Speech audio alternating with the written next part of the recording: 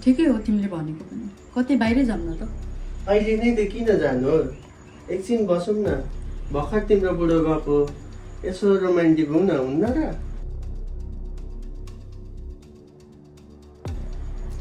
तपाईँ पनि आउनु एकछिन रोमान्स गरौँ, केही हुँदैन।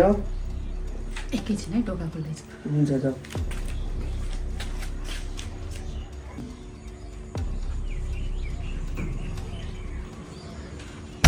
के भयो?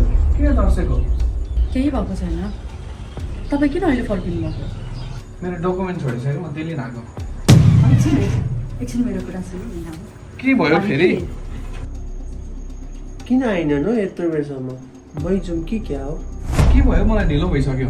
एकछिन त्यो पल्लो घरको आन्टी हुनु न, एकदम साह्रै दुकान हुनुहुन्छ क्या। पल्लो घरसँगको सरकार चाहिँ के छ?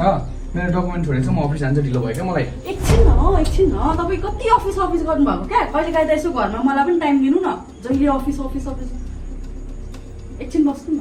हेर मलाई त्यो बेला धेरै ल्याङ नगर, मलाई अफिस जानु ढिलो भइसक्यो, म डकुमेन्ट लिएर गइहाल्छु। किन रोकेको हेमा तिमीले? मलाई ढिलो भइसक्यो अफिस जानु।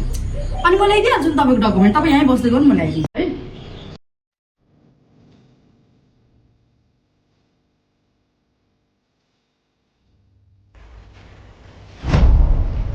लानुहोस् तपाईँको डकुमेन्ट। गएको ल म अहिले?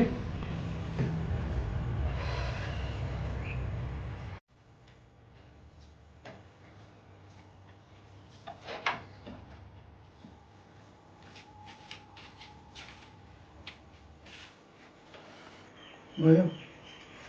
गयो। तपाईँको बोली त कस्तो अलक्षिणी रहेछ। अहिले देखेको भए के हुन्थ्यो भन्नु त?